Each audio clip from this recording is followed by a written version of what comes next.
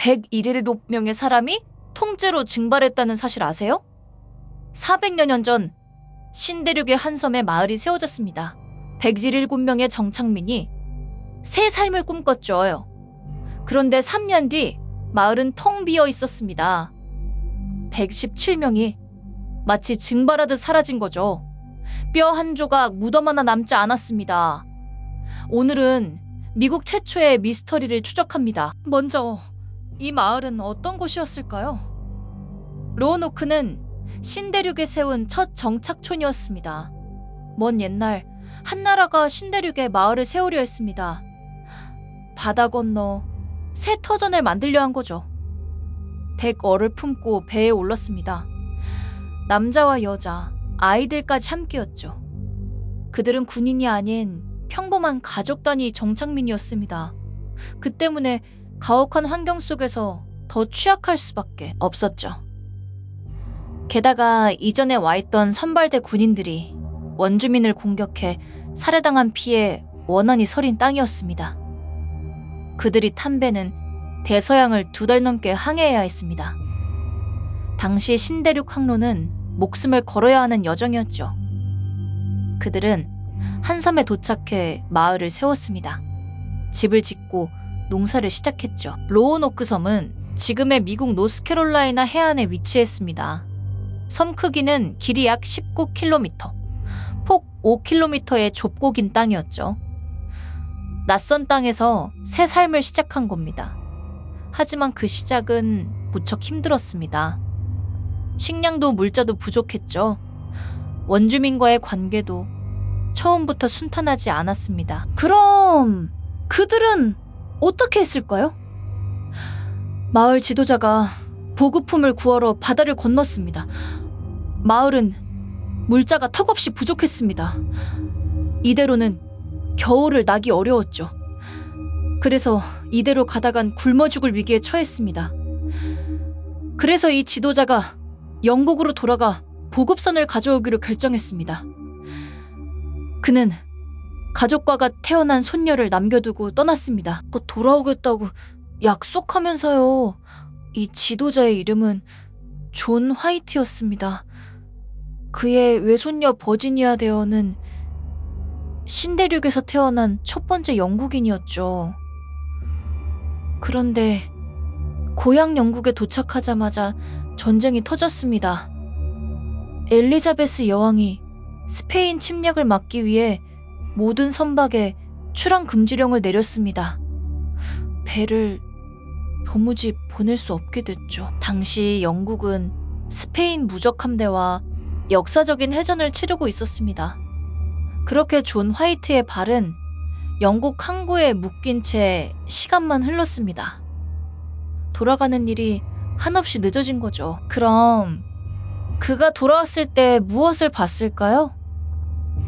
3년 만에 돌아온 그를 맞은 건 텅 빈 마을이었습니다. 무려 3년이 지나서야 그는 겨우 배를 얻어 돌아왔습니다. 가족을 만날 생각에 마음이 급했죠. 상륙하기 전날 밤, 섬 안쪽에서 불빛과 연기가 오르는 것을 보고 그들은 환호했습니다. 가족이 살아있다고 확신하고 밤새 노래를 부르며 노를 저어갔죠. 하지만 정작 그곳에 도착해보니 아무도 없고 생나무만 타고 있었습니다. 상황은 너무나 을씨년스러웠습니다. 하지만 마을에 도착한 그는 얼어붙었습니다. 마을이 텅 비어 있었으니까요. 사람이 단 한 명도 없었습니다. 더 이상한 건 시신도 없었다는 거죠. 싸운 흔적도 보이지 않았습니다. 집들은 일부가 해체되어 튼튼한 요새벽으로 다시 둘러쳐져 있었습니다. 마치 모두가 차분히 정리하고 떠난 것처럼요. 당시 남긴 대포는 녹슬어 있었고 상자들은 땅에 묻혀 파헤쳐진 흔적이 있었습니다. 귀중품 일부가 사라졌지만 도망친 흔적처럼 보이지는 않았죠. 117명이 흔적도 없이 사라진 겁니다. 그럼 정말 아무 단서도 없었을까요? 단 하나, 나무에 새겨진 글자가 있었습니다. 텅 빈 마을에 단 하나의 단서가 있었습니다. 바로 나무에 새겨진 글자였죠. 크로아토안이라는 단어였습니다. 그건 근처에 있는 섬의 이름이었죠. 그곳에는 원주민 부족이 살고 있었습니다. 크로아토안 부족은 주변 원주민들 가운데 비교적 우호적인 편이었습니다. 지도자는 한 가지 약속을 떠올렸습니다. 떠나기 전 약속을 했던 거죠. 공격을 받거나 긴박한 위기에 처하면 십자가 기호를 같이 새기기로요. 그런데 발견된 나무 글씨에는 십자가 기호가 전혀 없었습니다. 그러니 그들은 그 섬으로 평화롭게 옮겨간 듯했죠. 하지만 지도자는 그곳을 확인하지 못했습니다. 그럼 왜 확인하지 못했을까요? 거센 폭풍 때문에 그 섬의 끝내 닿지 못했습니다. 지도자는 곧장 그 섬으로 가려 했습니다. 가족이 거기 있을 테니까요. 하지만 거센 폭풍이 불어와 배의 닷줄이 끊어지고 닻을 잃어버렸습니다. 배가 뒤집힐 위기에 처하자 선원들이 강력히 회항을 주장했죠. 결국 그는 눈물을 머금고 발길을 돌려야 했습니다. 가족이 코앞에 있는데 닿지 못한 거죠. 그는 끝내 가족을 다시 만나지 못했습니다. 존 화이트는 이후에도 다시 돌아오지 못했고 1593년 아일랜드에서 쓸쓸히 생을 마쳤습니다.